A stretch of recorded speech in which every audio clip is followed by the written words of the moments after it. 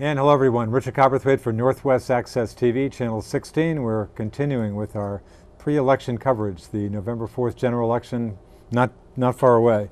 And today we're talking to the candidates running for the Vermont House in the Franklin 3-1 district, a two-member district covering all of St. Albans City and the southeastern part of St. Albans town. The two incumbent Democrats are running for re-election. At the end of the table, Representative Kathy Keenan, a St. Albans City Democrat. Next to her, Representative Mike McCarthy, a St. Albans City Democrat. And their two Republican challengers, Claude Bouchard and Corey Parent. Thanks for the time. Good to see you guys. Welcome to the set. Kathy, easy decision. Actually, give us a little background on yourself and why you decided to run for another term. And I might note you're the Dean of the Franklin County delegation easily in terms of years of service, serving in the House since, what, 1989? So Yes. you'd like another couple of years down there, huh? Yes, I would. I had thought I wouldn't run this time, but decided I would because it's going to be a very tough session. We've got a lot of issues that we're going to have to deal with, particularly on my committee, which is the Appropriations Committee. We are getting dwindling revenues coming in, and we've had a lot of needs. So I decided to try to go back down and represent my city and town again. You want to tell us your work background, get into that just briefly? Okay, I'm a lifelong resident of St. Albans after I was 2 weeks old, and I was formerly a nurse. I'm retired from nursing now due to my disability, but I worked for almost 20 years up at the emergency room at Northwest Medical Center, and I had worked for the health department and the Franklin County Home Health also. And I've been on various boards and been very active in the community for a long time. Very good. Mike, your second term in the House, still chairman of the Franklin County Democratic Committee as well. Tell us a little about yourself. Yeah, I got involved in politics as a kid, and when I returned back home to Vermont after a short stint in California, started a business and was running Cosmic Bakery on Main Street for almost 6 years, and serving on committees at the municipal level with definitely a focus on the downtown and getting. When we started our business, there were a lot of empty storefronts, and so over the last few years, we've been really proud of working with what was the Master Plan Implementation Committee and what's now the Downtown Board, which I also chair, to see the revitalization that's happened has been really exciting. So I served on the House Transportation Committee in my first term. Was first elected last election in 2012. It's been really exciting seeing the projects that are coming to fruition now, the paving that's about to happen on Lake Street, and the things that we were able to get done in this last session. So looking forward to going back. And Claude Bouchard, why'd you decide, in fact you've run for the House before, Claude, prepared jumping into another fray here. Why'd you decide to run again? Tell us a little about yourself. Well, I got interested in politics many years ago, and in the 8th grade when I ran for the class president position. And then we went on a field trip with Jim Fitzgerald, who showed us the State House, and that was many years ago. And I remember just being in awe and seeing everything in it. And I remember then I wanted to be part of this. I got involved in politics many years ago when I started to notice just how government was working against the people here in Vermont through my own personal experience. And I always believed that we should have a government that works with the people, not against the people. So I took up arms and started debating and started going out and knocking on doors and talking with people, and decided that now is a good time to, while the griddle's hot, with the drug problem and the Department of Children and Families are all issues that I'm deeply involved with, and prepared to do some action and be a voice down in Montpelier. Corey Parent, why did you decide to jump into this fray, Corey? Sure. Well, I grew up in St. Albans, born and raised on Lake Street. I decided to jump in this race. I, like a lot of young Vermonters, couldn't find a job here after college, and I ended up out of state. Lucky enough to find a job to move home. And then since moving home, I had a lot of conversations with a lot of mentors around the community, and they had a strong will and a strong conversation with me about, we're not comfortable with what's going on in Montpelier. We think we need a new direction. We think we deserve better, and we think we need a new voice. And those are folks from across the aisle. And looking at the issues and looking at, folks in Montpelier not listening to folks, at least I was talking to in St. Albans, about how hard it is to afford to live here, how hard it is to find meaningful employment here. In the last 2 years, just to go on and raise taxes and make it a little more difficult place to do business. So I'm in the race to go out and listen to folks, to bring their concerns down to Montpelier and represent them and bring a little bit of balance, and focus on making Vermont just a little more affordable place to live. I know it's an issue that folks have talked about since I was in middle school here in St. Albans. I know it's an issue that comes up a lot, but really folks haven't made a effort in the last few years to make this a more affordable place to live, and I think that's a focus that needs to be back in Montpelier. I certainly hear Republicans especially talking a lot about balance. There needs to be more balance in Montpelier. In fact, are you disappointed though on the statewide level? Republicans are conceding a number of the statewide offices. There's of course the Republican Lieutenant Governor Phil Scott, Scott Milton, a Republican gubernatorial candidate, but 3 of the statewide offices, no Republican candidates. Are you disappointed that the Republicans, after some spirited statewide races 2 years ago, not too much going on the statewide front? Well, I think it's always good for democracy and for folks in general to have, folks to choose from in there. When it comes to party stuff, I might not be as involved in my party as Mike is in his, but I think debate and the balance is you want folks who might not agree on issues, because then they debate and they find that middle ground, and that middle ground's usually where most folks back home are, not in kind of the bubble we see in Montpelier. I think it's telling when we're passing laws down Montpelier that a lot of folks aren't that jazzed up about, or what are they doing that for? I just want to be able to pay my taxes and send my kids to school and find good work. And I think that's more important. I know you want to talk about the party stuff, but I think in this campaign it's been a lot less about parties and a lot more about what folks are concerned about and how we move forward. And Claude, you'd like to obviously be one more Republican lawmaker in Montpelier. Would Republicans, even probably best case scenarios, Republicans pick up perhaps a few House seats, perhaps a few Senate seats? Is that enough in your view to make a difference, to make things appreciably better from your point of view in Montpelier? Well, certainly we do need balance down there, and there's a section of Vermont's population that's not represented down in Montpelier, and we'd like to see that balanced out. But then it comes down to, who's really a Republican, who's really a Democrat? Ask them what their party stands for. I think a lot of people will run under the Democratic ticket because they think they can get elected, and vice versa on the Republican. I'm a true Republican. I believe in small government, and lower taxes, and let businesses do what they need to do, less regulations. That's what I believe in. Now, can I get along with some of our Democratic folks? Yes, I think we can. I think there's room for cooperation, collaboration. But what it boils down to is representing the people. And I believe I would be an absolute fantastic representation of a good portion of people who live here in St. Albans. Mike, of course, chairman of the Franklin County Democratic Committee, so you're definitely into party stuff here. Do you run, I suspect your Democratic friends, supporters probably aren't too concerned at all, obviously, that there's a supermajority of Democrats in Montpelier. But do you run into, I'm sure you run into some folks who say, boy, maybe we should have, what do you say to folks who say, gee, we should have a little more balance? What do you tell them as a Democratic Party official? Well, there's an old saying that I'm a member of no organized party, I'm a Democrat, right?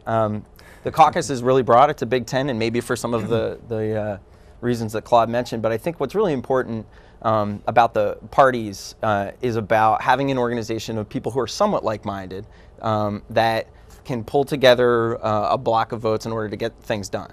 And I think, over the last few years, we've seen the Democratic Party, as diverse as it is, with sort of a more progressive wing, folks who are much more concerned about fiscal issues, and then, folks who are more concerned about social issues, often this kind of spectrum that the Democrats have. We've been able to pull together a party that's been able to really govern and move some things forward. When you look at some of the things that our state's done that are innovative in terms of, renewable energy. The job I have right now working for SunCommon is a result of years of policy and really innovative policy that's helped make, about 5% of the new jobs that we've seen in the last few years have come, whether it's in wind, solar, hydro, renewable energies here in Vermont. When I look at our ability to take strong stands and move Vermont forward, and have low unemployment at a time when in New England manufacturing is going down, we're actually adding manufacturing at our local employer, and that's because of partnerships with state and local government. And so having those relationships and having those strong institutions has given us the ability to do some things that I think are innovative or moving things forward, and I would argue actually make Vermont a more affordable and better place to live. Kathy, does anybody say, again, and are you talking to some folks who are concerned about Democrats, the state being so Democratic dominated now? You run into anybody who's concerned about that? And if so, what do you tell them? Well, there are probably those folks that are concerned about that, but I really haven't had that kind of a conversation with anyone. I think that everyone has their own issues that they like to bring forward, and I'm really strong, I think, on fiscal issues and environmental issues. And that's where I put a lot of my expertise and the work that I do. I think that, like Mike said, it is a big tent. There's a lot of diversity within the caucus down there. There's some lively discussions, and people who align themselves with the Republicans and Republicans that align themselves with Democrats on whatever the issue happens to be. And I think that's the way it should be. We're all there to represent our district and our county first, and we vote that way. I guess I might note for the record that Franklin County, if there's not balance in the state of Vermont, hard to find more of a balanced place in Franklin County with a 13-member legislative delegation, 7 Republicans, 6 Democrats, for what that's worth. Kathy, you mentioned in your opening remarks, again, member of the House Appropriations Committee, dwindling revenues. I guess my question, I remember Randy Brock when he ran unsuccessfully for governor 2 years ago, saying Vermont, the way we're going, it's not sustainable. Is Vermont state government sustainable? I mean, the references to dwindling revenues, always money pressures. Is it sustainable the way we're going? Well, there's always money pressures, but we're the only state probably that's not required to have a balanced budget. Yet each year we bring out a balanced budget and then we adjust it according to what the needs are. Is that getting harder? Is that getting ever harder to do? It is getting harder, and it's going to be more difficult this year, and that's one of the reasons that I ran, because I think that we need to be careful about how we spend our money. I'm more of a fiscal conservative. I'm pro-economic development and environmental issues, and those are the issues that I want to see taken care of. And through each recession, the entity that has really pulled us through is tourism. And I think that we really need to support that group of people that are working in that agency, and I think that we need to support economic development, because that's what brings in the dollars and provides jobs. I also think that we need to support transportation funding, and I think that because we don't have a federal transportation bill, we need to be careful about what we do there, because that provides a lot of jobs, and those kinds of jobs provide revenue. Mike, again, as concisely as you can, how comfortable are you with the state of state government at this point, especially in terms of just budget spending, revenues? So in the long term, I'm really worried. We need to fix things like our education financing formula and the way that we pay for healthcare in the state.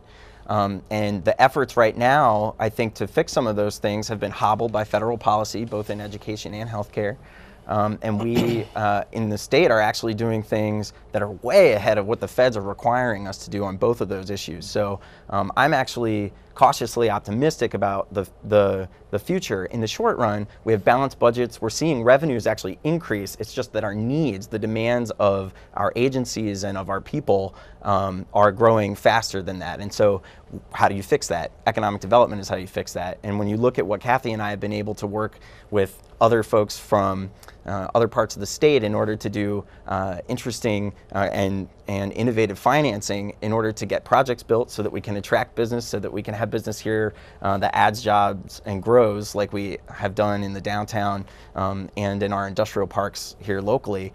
We're seeing actually some positive movement on those front because of collaborations between our community and others. So I'm excited to go back there and be a part of that again. Claude, what in the state of state government are you? Sounds like you're concerned. Do things have to change down there? Can state government go along as it's been going along, or?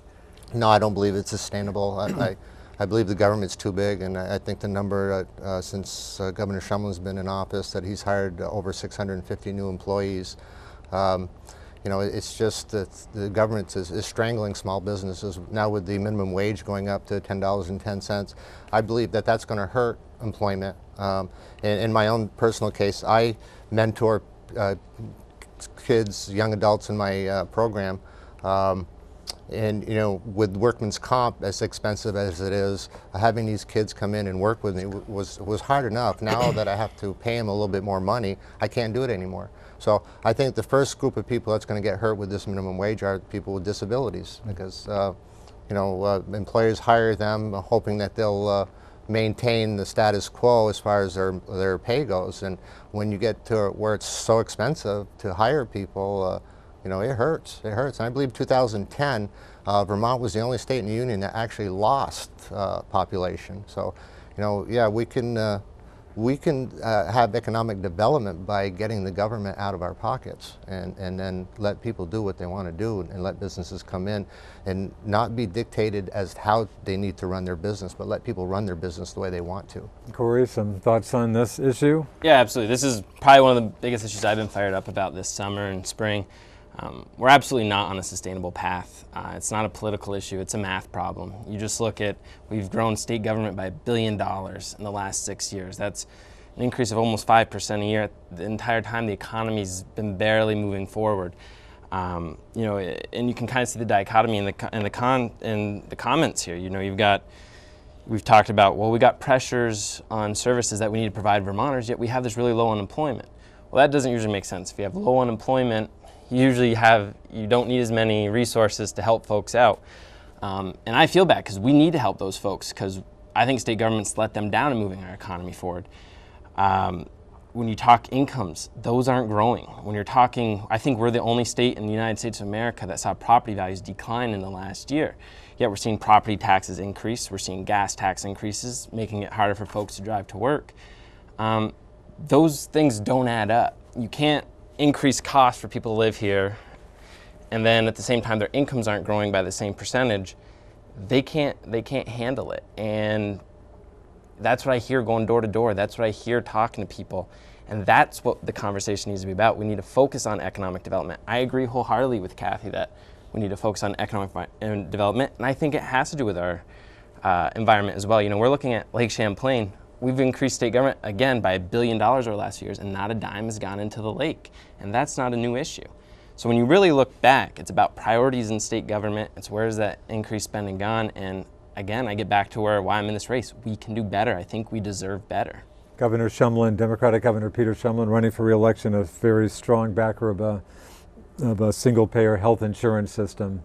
Take a wild guess that you might oppose that, or how do you? Well, you know, if I actually could see the plan, I could have. And your job is healthcare. Yeah, I actually work for Fletcher Allen. I do. I was just telling Mike before the debate, I work in kind of a little think tank consulting group at Fletcher Allen, and I do our policy and financial analytics.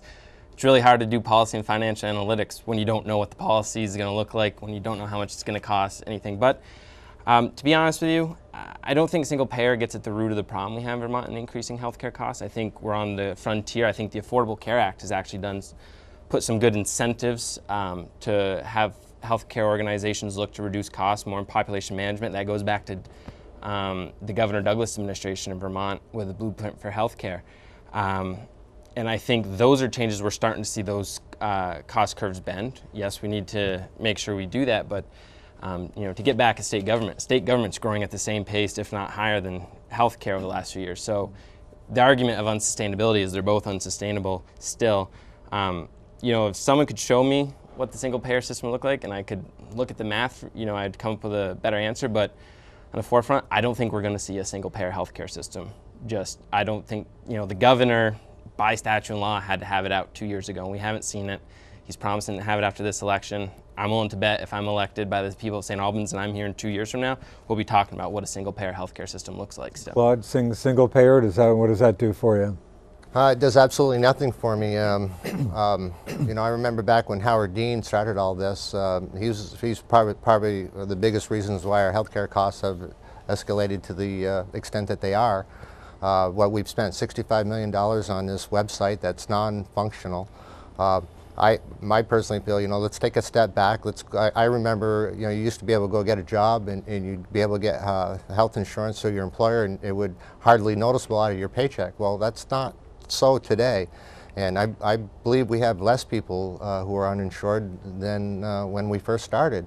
So, you know, again, I'd like to see it, you know, take a step back. Let's open up the doors of the market and let the insurance companies come in. That'll drive the prices down, and then take a look at those that are uninsured. Because you know, with $65 million, we could have done a lot of good with that money, insuring people.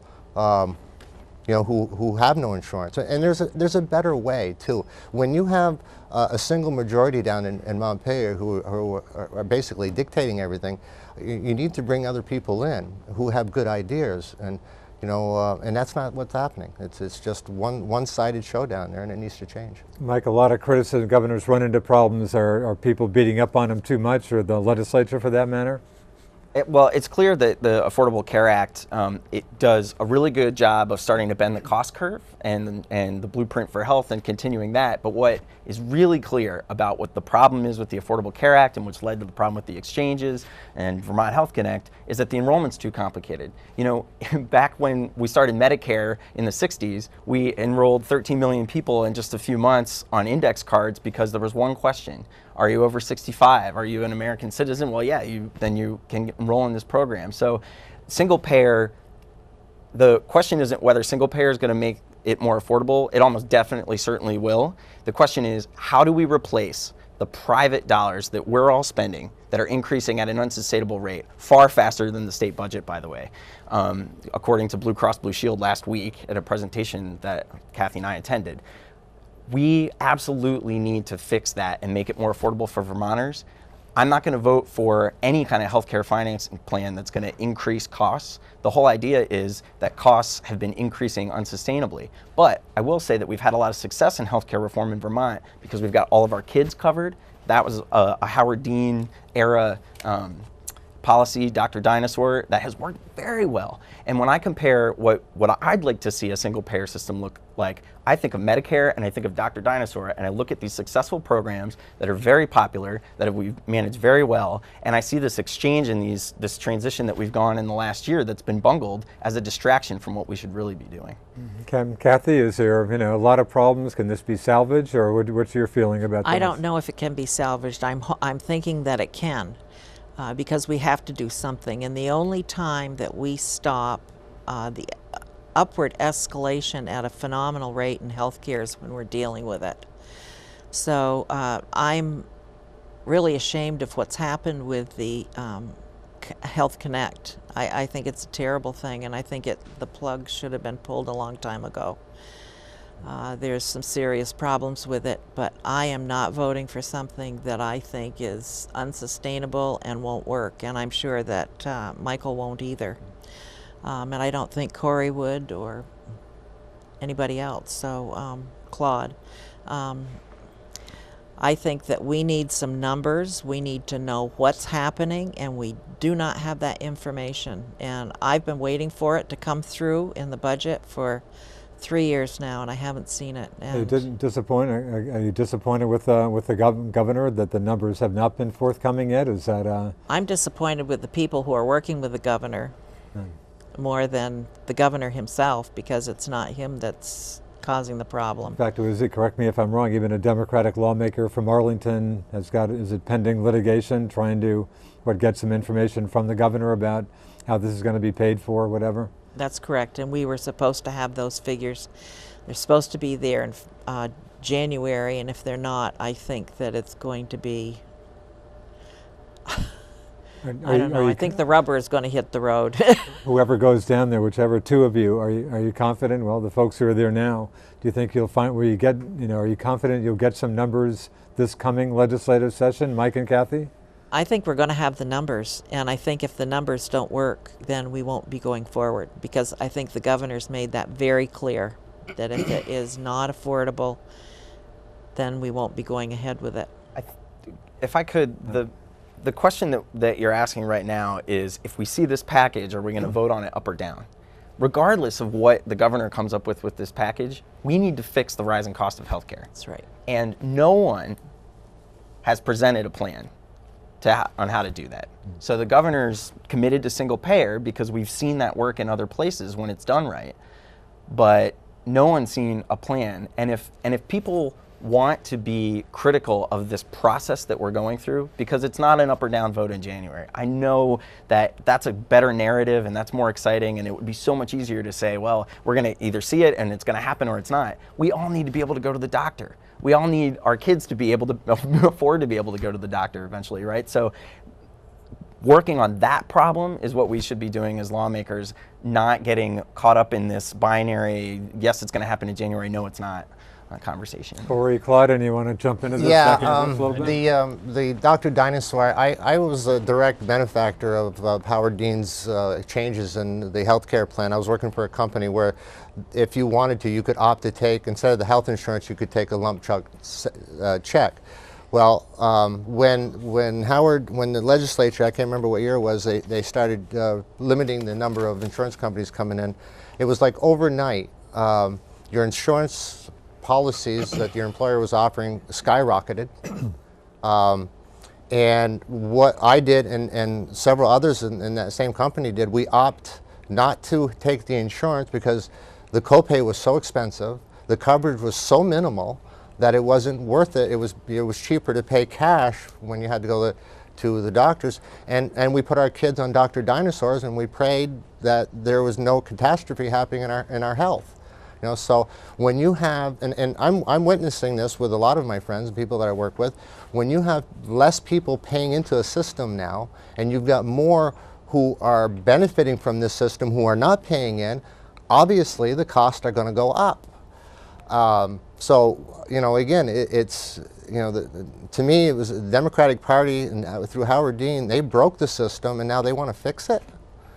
So again, Dr. Dinosaur, so you hardly think this is such a well, great... Well, Dr. Dinosaur is a great program, but I mean, at what cost? I mean, you know, you're insuring, yeah, the kids, they need to be insured. I'm sure there would have been a better way working with the right people, but then, you know, you've got another group of people who now cannot afford the insurance. Either the copay or the coverage is just not there anymore. And I think a lot of people are seeing that throughout the nation. Corey? Yeah, I mean, I work in healthcare, so again, I deal with this on a daily basis. I'd still be interested at some point to hear, Mike, how single payer saves us any money.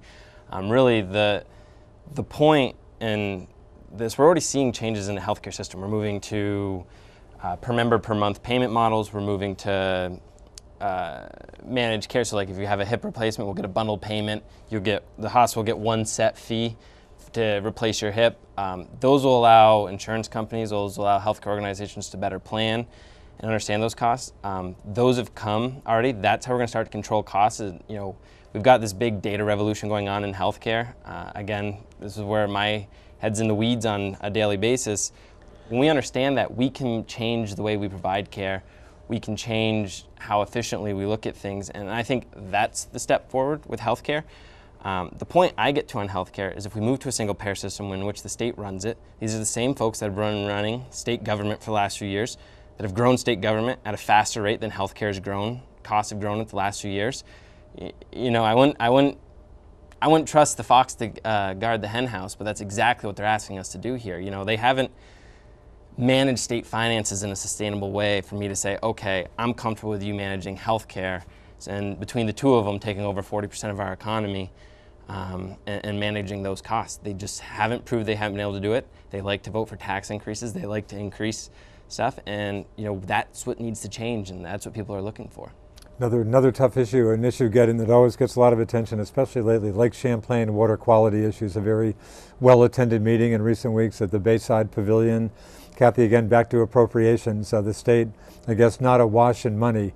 You know, Lake Champlain, I'm running into some people saying, doesn't matter what we do, doesn't matter what we throw into it, nothing's going to change. You always hear people saying, I'm sick of studies, let's see money directed at the problem. I mean, how, you know, some people I think are just extremely frustrated. Obviously, St. Albans Bay just a few miles away, kind of a poster child with Missisquoi Bay as two of the, bays around here, Lake Champlain, with serious problems. But again, tough problem. Is it can we get a grasp on this? Can we make some progress on this? Or Well, it's a huge problem, and I think that if they're going to take that $46 million that they got from the Secretary of Agriculture and utilize it in the same way they've been utilizing it, I think it's just same old, same old.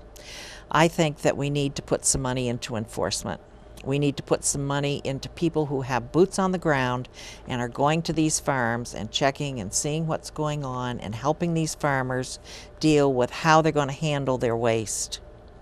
I guess I talked to someone from Lake Carmi last night, and she told me that a big farm up in East Berkshire is taking their manure and spreading it near the lake and Lake Carmi. So it's not just 4 farms or 5 farms, it's mega farm that's adding to it. And I think that we've got to find some alternative ways to handle the waste. We've got to enforce what we've got. We need to look at our laws and see if they're adequate to prevent the phosphorus going into the lake at the rate it's going into it, and find other ways to utilize it. And if we don't get some boots on the ground from the Department of Environmental Conservation, because it doesn't appear that the Department of Agriculture is doing much to enforce, and the entity that should be guarding our waterway should be the one that's doing the enforcement. Mike? Yeah, I think clearly that having the Agency of Agriculture be the only one that's in contact officially with the farmers on nutrient management and best practices doesn't make sense. But I think it's clear we're not here to demonize farmers. They're doing, in large part, what they've been told, but our best management oftentimes favors the best practices for soil, not for water. So we definitely need to update those practices and then actually enforce them. And it actually doesn't take a whole lot it shouldn't really take any new money. It's about a redirection of resources and focus. I think it's totally possible. The question is, the political will is in the Franklin County delegation. We were all supportive of the measure that happened in the House last year, but the funding wasn't there. And I think what the administration was holding back on, and the Senate was holding back on, is that we wanted to see if in that transition we could get the feds to pay for it. Well, now there's this new money. So is it going to go for same old, or can we go down and actually make the difference and have it go to the kinds of changes that Kathy and I have been talking about? Claude, any magic formula for us for fixing Lake Champlain? Well, the work's already been done by some very good people.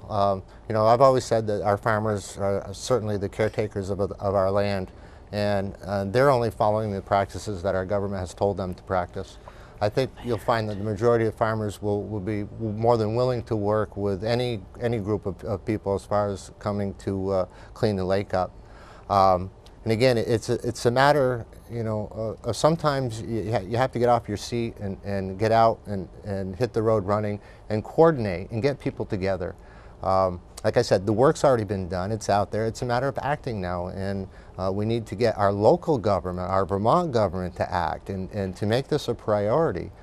We need to deal with the things that affect Vermonters, and the lake is one of them. And I grew up on Lake Champlain. I grew up on the north shore of Hathaway Point, and it breaks my heart to see the stench that's down there. And I'm down there just about 3 or 4 times a week because I ride my bike from St. Albans Bay. I'll go to Georgia Shore. I'll go to Mequam Shore, and I just love our lake. And it just kills me to see what's happening to it. And again, I believe the small farmers are not the problem. It's the big corporate farms. And I'm sure, if we could get some state regulations in there working with private industry, that we could probably clean this lake up with ease and working with other people. So, Corey? I agree with Kathy. I think, with this $45 million that we have to make sure we're putting boots on the ground. Enforcement, I think before we get to enforcement, I also think we have to update our regulations. From my understanding, we have best practices and land use regulations for large farms and medium farms, but none of that trickles down to small farms. Yes. And from my understanding, small farms have as many, if not more, cattle than and take up more land mass than the medium and large farms. So I think once we loop those in, and then I think provide, we go in for enforcement. And I think, again, state government, I think, can bring in and help out with some resources in cleaning up the lake if we need to. I talked to a farmer a few weeks ago at an event we had down at the Bay, and he said, look, I wanted to make this change and that change and this change, just no one was there to help me provide. I couldn't afford to make those changes to help improve the lake, and there wasn't a willing partner, that was willing to take, allow me to do that over a set amount of time. So I think we do have to be patient, but I think at the same time, make sure we have the resources available to those who want to make those changes and want to be willing partners for the state and the community. Start down at the other end. This is a criticism. I've been around for a while. Used to hear this criticism all the time, maybe not quite so much now. Franklin County, about 8% of Vermont's population, but for years I would be hearing that Franklin County, starting with Kathy, wasn't getting its fair share out of state government. There was concern for a while about some of the developers not faring so well on the Act 250 process, saying, boy, look at Burlington, he can throw anything on the interstate there, but here in Franklin County we have to, you may recall some of that stuff, but does Franklin County, you feel for, our population, do you feel Franklin County, does reasonably well in terms of, getting stuff out of Montpelier, Kathy? I think that we're doing all right. I think that when we look at our downtown, there's been a big change there. For years, I did the first downtown bill. I was in charge of getting that bill through. And it was painful for me to think that... As in the downtown designation bill? Yeah, the whole downtown bill. Curb cuts, the everything. And the tax credits and everything else. And it was painful for me that my community never applied for any of that money.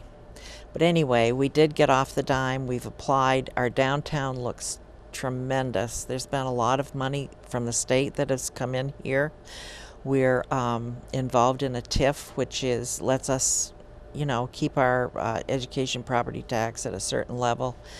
I think that we've been very lucky, and we've probably got one of the best looking downtowns of any place.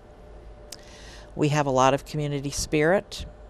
Look at the park and the ladies that have gone away for refurbishing. I think there's been a lot of involvement in the community that we didn't have in the past. And I think that that's what you need.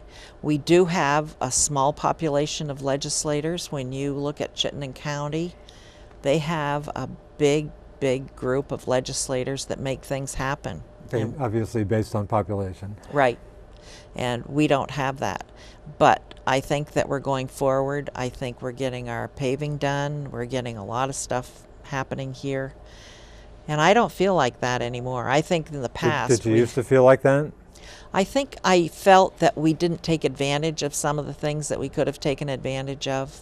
And then there was a little bit of feeling like that. But as far as the Walmart was concerned, I think there were some flawed issues that went along with that in front of the environmental group. And I think when they got the ducks in the row, that things started to move along. Mike? Yeah, I mean, it's clear that having Kathy on appropriations and me on transportation has been huge over the last couple of years. The difference this year, just in projects alone, what was awarded, the changes that I worked on some other transportation committee members with to use spring leveling to allow it, class 1 money to be used in that way after this rough winter. I mean, those are the things that got 105 paved from here out to Sheldon, are getting Lake Street paved, and work on North Main Street that's happening in the next few weeks. And so, yeah, I mean, it's really clear that being able to compete with the political influence in Chittenden has a lot to do with, sort of our ability to build relationships with people in other communities and have influence on our committees. Claude, your thought, and I guess the question is, in part, has the Franklin County, legislative delegation been as effective as it should have been? But your thoughts? I probably in the past, not so much. These days, I think this is a tough question for me to answer.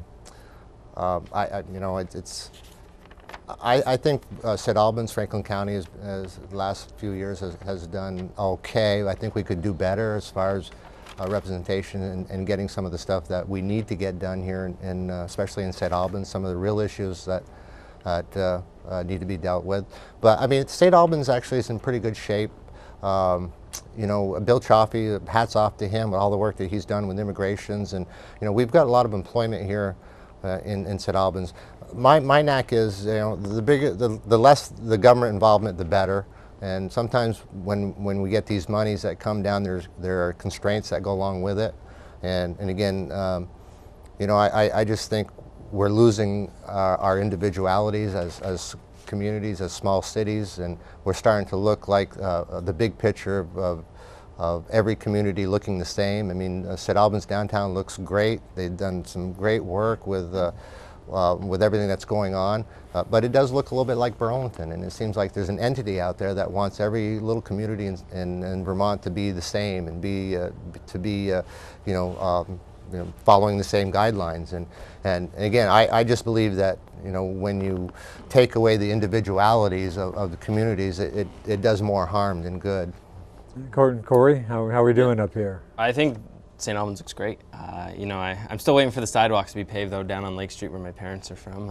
Mike is just I on lived that block. 2 doors down. You're lucky you got a sidewalk. They're all going to get paved in the next couple of years. But It's no, coming. I think there's, you know, some interesting concepts in there too. You know, we look at TIF financing. I And think again, is- TIF, tax increment financing. Yeah, for those it's this great mechanism that says money's best spent closest to the source of taxation, and I think we've taken this model and shown that it works for downtowns, and showed that if we can keep money in local communities and let them decide what they want to do with the money, they can make decisions like investing in their downtown and investing in sidewalks and other things. And I think state government should take that attitude and broaden it and make sure that we take that same measured approach and say, hey, we understand, you know, that, you know, city council or town select board, you know what your community wants more than, you know, 140 legislators who aren't from Franklin County. You know, the delegation, I think, understands, and let them decide how they want to spend the money. And then I think when we get to transportation, we all like to see roads paved, but at the end of the day, again, they raise taxes to pay for those roads. You know, gas is more expensive. I figured out, I drive a small pickup truck to work. I go to Burlington like 10,000 other folks from Franklin County every day. I pay $400 a year just to drive to work in gas tax, and that includes the increase in the other part. So we're paying our fair share in the roads. I think we need to go back through state government budget and make sure we're not allocating money away from transportation that has been in the past that led us into the situation we're in.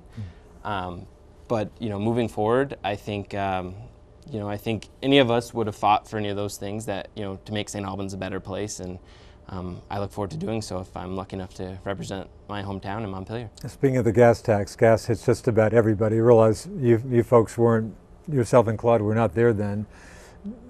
Would you have voted for it, from what you know now, would you have voted for the gas tax increase that the legislature did vote for? No, I wouldn't have. I would have recommended that we look into, we transfer a third of the purchase and use tax out of transportation. It was dedicated to go there, and I know there's the debate, will that happen in 1998 or in the late 90s, that money got diverted away to help pay for education. I think we let folks get a true understanding of the cost of education. You know, we've used that tax to subsidize property taxes, and now we raise the gas tax to fill in that gap, because that's, I believe, $29 million a year. The gas tax came in, was supposed to raise about $22 million. I think it's a couple $1 million short, the last estimate I saw. We made most of it up in the last 2 months, actually. Okay, but it was a little short beforehand. And at the end of the day, I fill up my gas tank on Thursday nights like most people in St. Albans that I know, because you save 5 cents. The gas tax increase was 6.1 cents. Folks aren't getting that gain that they were getting, and you know, I know from the son of a small business owner who puts a lot of miles on their vehicle, I know as someone who commutes to Chittenden County like a lot of other folks, that puts a lot of pressure on folks' pocketbooks. And But the state does have significant. I mean, you read about all the bridges, all the infrastructure I understand, needs. and I think we get back to the resources we've spent in state government. We've increased the size of state government, the expenses of it, $1 billion a year in just 6 years. You're telling me none of that could have gone into fixing roads? You're telling me none of that could have made the lake cleaner? None of that could have made college a little more affordable for folks? That's what I'm bringing to this campaign. It's where the priorities lie, and how do we do this without.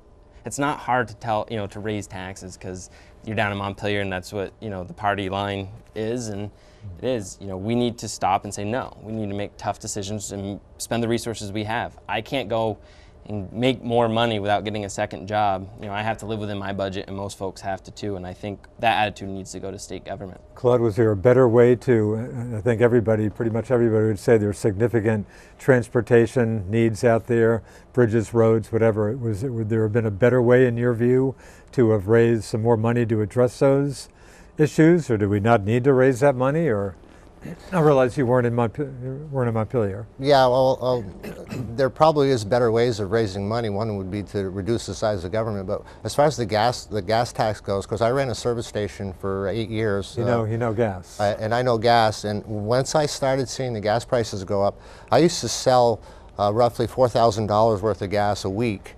I saw that drop down to $1,000. So what that tells me is that, you know, people are moving around less. They're not buying as much. They're only buying gas to go back and forth to work. So if you've got people who are not moving around, driving around, they're not spending money, because they're spending their money on fuel. So, you know, is it a better way of funding the transportation, the bridges and the roads? I'm sure there is, although I'm not in a position where I could actually talk about that. But I do know that the more you raise the taxes, the more it hurts our economy.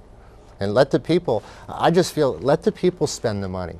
You know, when you've got the government that's spending the money, we can't raise taxes. We can't raise money on taxes. But when you let people spend their own money, then we can generate revenue by the taxes on the items that they buy. Mike, raising the gas tax, and later Kathy, was that a reasonable way to go? All three parties, unanimous vote raising the gas tax, and I'll tell you why.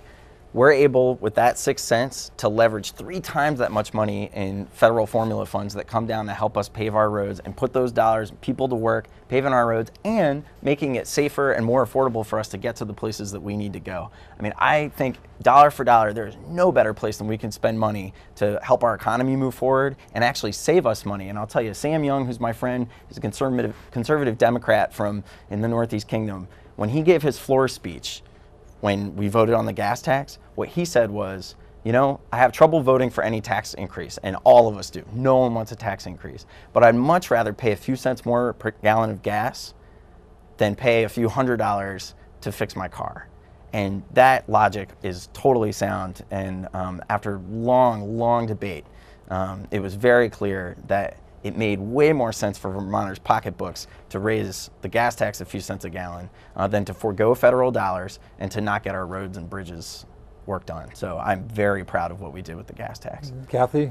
I am too. I think that that was a thing to do. And I cover a lot of the regulated agencies in my part of the budget, and those entities pay for what they use. This is us paying for what we use by using the system. And I think that's an appropriate way to deal with the tax. You use the roads, you pay for it. So I supported it. We had no problems in the Appropriations Committee. I think that it was 11-0-0 on the vote. Okay. Start with our incumbents here. An issue that came up late last session was school consolidation. Another one of those issues we could be talking about for a long time. And again, it came up late. There are, I guess, different plans, but will that issue, again, it didn't pass, Kathy, will that issue be a front burner issue for the next session, or not necessary? Well, it's hard to know what's going to be a front burner issue in the Education Committee. There's a lot of chatter about decreasing supervisory unions, and I think it's a good thing to do it. I think we've got too many, but it's not going to save a lot of money. And school consolidation, I think if they want to do it, I think is the way to do it. Because there are schools that want to get together with a neighbor because they can't provide the kind of education that they should be providing.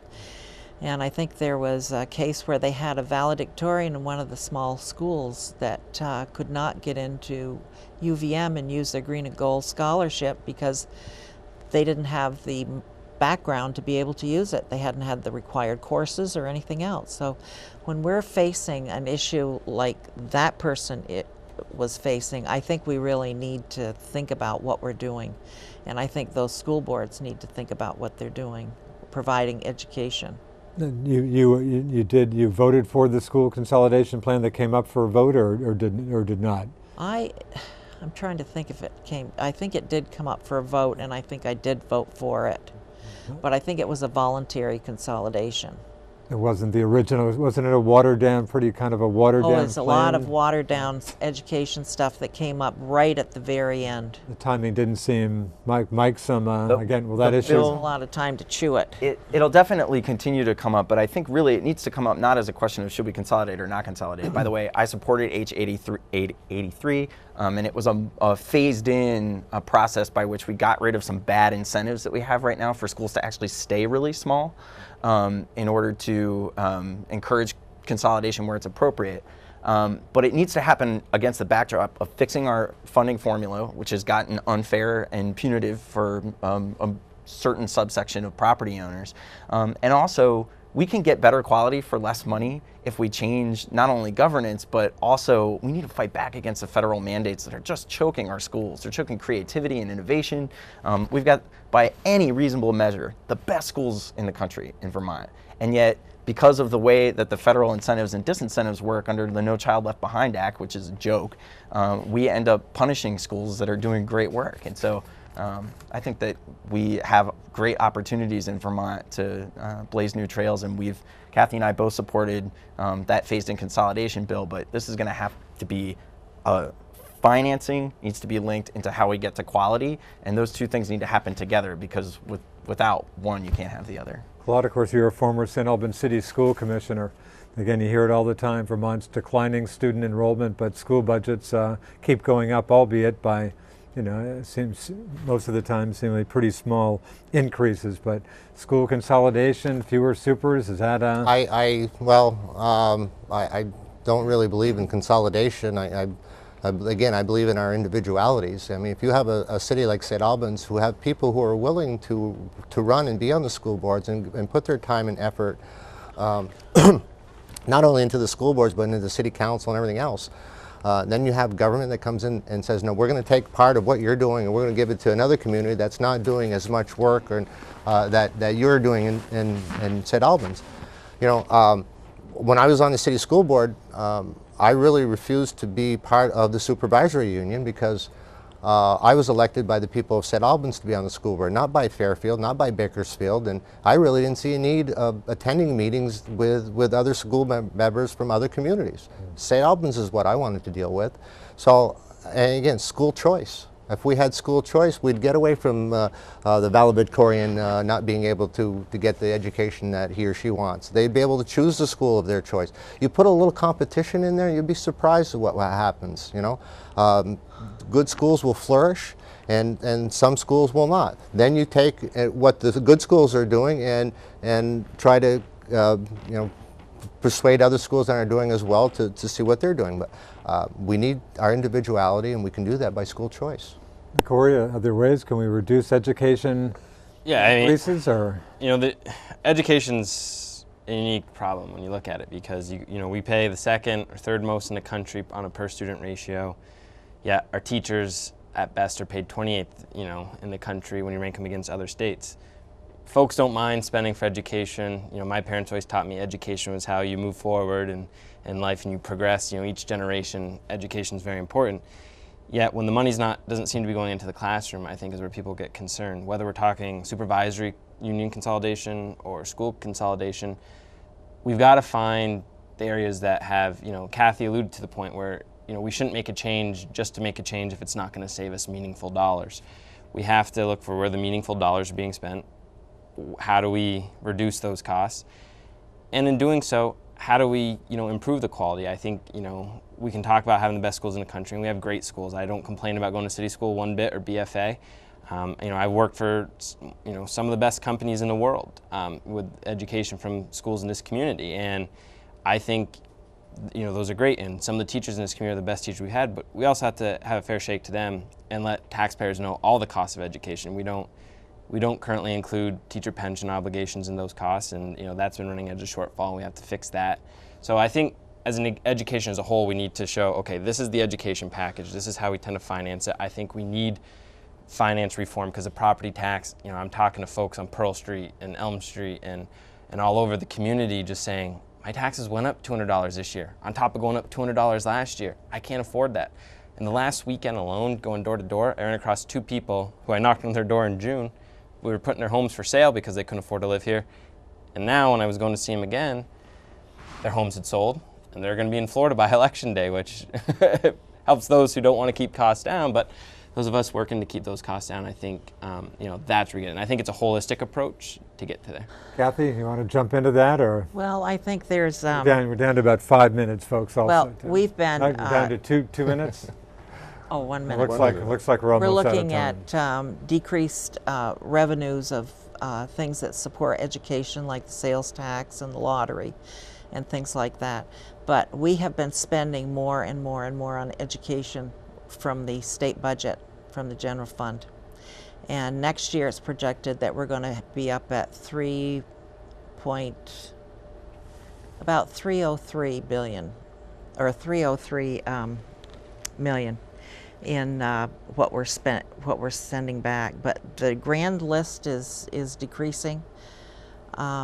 We have less pupils in school, so the grants are less coming in, the per pupil spending, and we've got to adjust. Okay, let me stop you there. And again, you'd like 2 more years of dealing with issues like that. You'd like to Yes. you'd like to get back to Montpelier. And Corey brought up the pension issue, which is something that I'm very interested in, not just for the teachers, but for state employees also. Okay, and Mike, again, you'd like It was out of time, great to but hear such a ringing endorsement of tax increment financing and getting our roads paved, because those are things that I've been working on. So I'm glad to hear that. Okay, Thanks. Claude, again, you've run before for the House, hoping to be successful this time, but Yeah, if you see my banners, it's got Claude Bouchard for a little picture of a house. Well, the house is a significant family, so I'm hoping to support family values, parental rights, and also the house signifies my desire to be part of the legislative family. So a family that gets along, that respects one another, that works together. So hopefully we can do that. okay, Corey, for the candidates, you get the last word, hopefully very briefly here. Yeah, no, I've appreciated the opportunity to get out and talk to so many folks in the community. I've run a campaign about going out and listening to folks and hard work and really taking their concerns and amplifying them. And that's the type of legislator I'd be for this community. I'm proud of the support we received across the aisle, and I think, I'd hope to go to Montpelier, obviously with one of the folks here at this table, that, we'll get things done for this community moving forward and make it a little more affordable, safer, more prosperous place for all of us to live. Okay, thanks to Corey Parent, Claude Bouchard, the 2 Republican candidates for the Vermont House, Democratic incumbents Mike McCarthy and Kathy Keenan. Thanks for Thank you, joining us Richard. here Thank you, on Richard, very Northwest much. Access TV. We appreciate it. Again, you can vote anytime between now and the November 4th election. This is a Franklin 3-1 House District, 2-member district, including all of St. Albans City, southeastern part of St. Albans Town. Thanks for watching, and I want to thank Heather this time around for doing all the hard work behind the scenes, and Mike and whoever else is behind the scenes. Thank you very much. But thanks for watching. Richard Copperthwaite saying so long for Northwest Access TV. See ya. Vote.